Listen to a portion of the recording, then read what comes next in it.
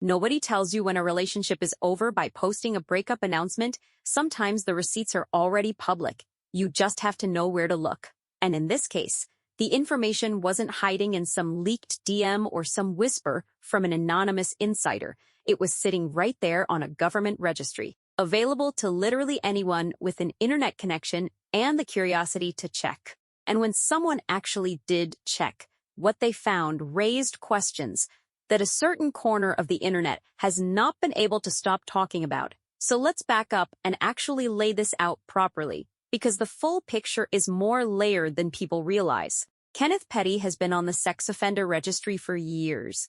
That is not a secret, and it is not up for debate. It is documented public record, stemming from a conviction that dates back to when he and Nicki Minaj were teenagers living in Queens. That history became a massive talking point when Nicki first went public with their relationship, then again when they got married, and again when she had their son. She made him part of her public identity in a way that few celebrities do with their partners, especially partners with that kind of legal history trailing behind them, which is exactly why what DJ Vlad pointed out became such a big deal. What Vlad flagged, and this is the part that got people's attention, is that the sex offender registry doesn't just list someone's name and offense, contains address information. And that address information, at a certain point, appeared to stop reflecting a shared residence with Nicki Minaj. Now, before anyone writes this off as someone reaching for drama, you have to understand something important about how the registry actually works.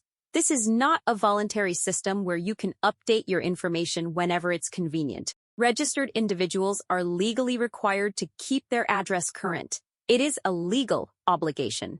If you move, you report it. If you don't, that's a violation. So the registry isn't just a suggestion. It's supposed to be a live, accurate reflection of where a registered person is actually living. So when Vlad looked at that registry and the address listed didn't line up with what you'd expect, given where Nicki Minaj has been operating, where she's been photographed, where she's known to have her household, that's not just gossip, that is a factual discrepancy. And Vlad, to his credit, treated it as such. He didn't turn it into a tabloid scream. He laid it out as an observation and asked the logical follow-up question. If Kenneth Petty is still living with Nicki Minaj, why doesn't the registry reflect that? Now, Nicki has never confirmed any separation. She has kept an extremely tight lid on the current state of her marriage, which is actually interesting in itself because she was never someone who kept her relationship hidden. When things were going well, she talked about him, she posted about him, she referenced him constantly.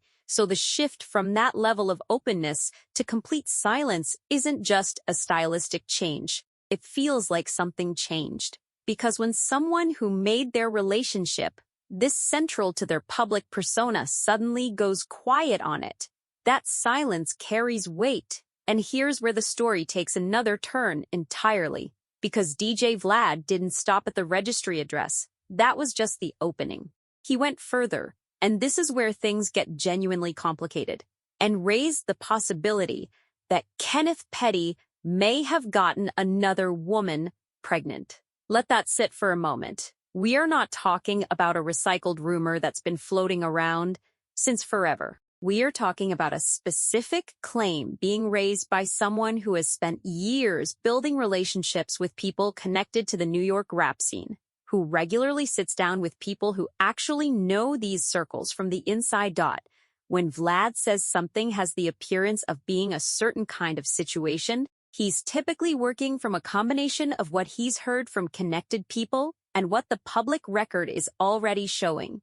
And in this case, the public record is already showing something. So add a pregnancy allegation on top of that, and suddenly the picture gets very dark, very fast. Think about what that would actually mean if it's true. Nicki was out here absorbing enormous amounts of public criticism for standing by this man. She lost fans over it. She had awkward moments in interviews over it. She put her reputation on the line in ways that very few artists at her level would have been willing to do. And she did all of that while presenting this image of a woman who had found her person, who had chosen love over the noise, who was building a real life outside of the industry chaos. She talked about wanting that stability. She talked about motherhood changing her. She presented the marriage as something chosen and intentional and real. So if, underneath all of that, he was involved with someone else, involved enough that another child was possibly conceived, then everything she sacrificed socially and professionally to stand by him takes on a completely different meaning. It wouldn't just be a betrayal of her as a wife, it would be a betrayal of the specific story she told the world about why she chose him. And that's the piece that people keep coming back to. What's also worth sitting with is Nicki's personality as an artist and as a public figure. She is not someone who goes quietly into anything. She has clapped back at media outlets, at other artists, at fans, at critics. She has never been the type to absorb something and say nothing. So, the fact that she hasn't come out swinging against any of this, not the address issue, not the pregnancy rumor, not any of the separation speculation, is being read in two possible ways. Either she is strategically choosing silence because anything she says publicly complicates a situation that may have legal or personal dimensions she's not ready to expose. Or she's in a place where she genuinely hasn't figured out yet what she wants to say or how she wants to say it. Both of those explanations actually make sense depending on where things really stand. What Vlad's commentary did, and this is the real value of it regardless of what you think of his platform, is give structure to something a lot of people were already sensing, but couldn't quite articulate. The observations he made weren't invented. They were drawn from a public document and from information circulating in connected circles. He essentially said out loud what the registry and the rumors were already quietly suggesting. You can debate his motivations all you want. You can argue that he benefits from controversy, and that creates a bias in how he presents information. That's a fair point. But the underlying information doesn't vanish just because the person surfacing it has a platform that profits from engagement. The registry address is real.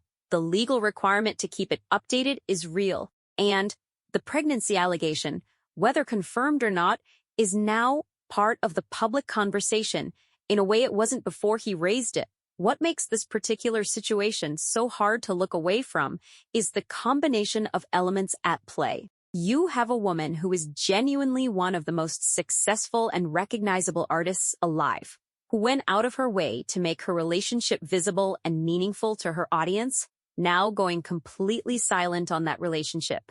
You have a public legal document that appears to raise questions about the household situation. You have a media figure with industry connections suggesting that there may be a child involved with another woman. And you have the conspicuous absence of any denial or clarification from either party.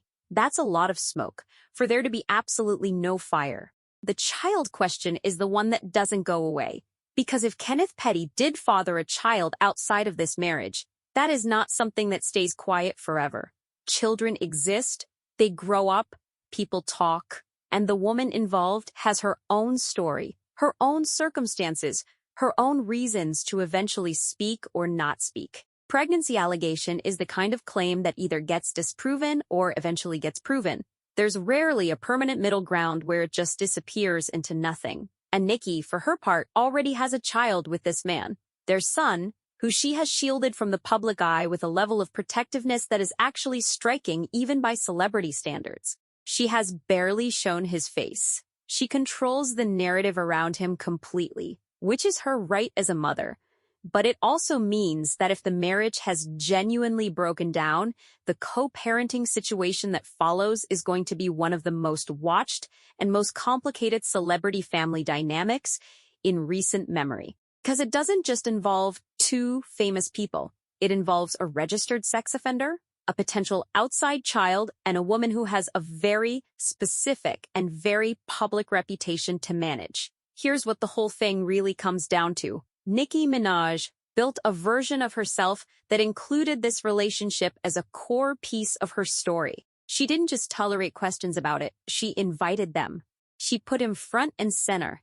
And now that version of the story has gone completely dark. No updates, no posts, no references, just silence where there used to be a very loud and deliberate presence.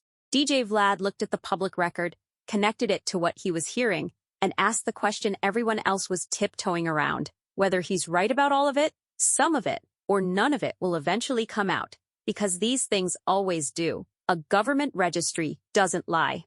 A child, if one exists, is a permanent fact.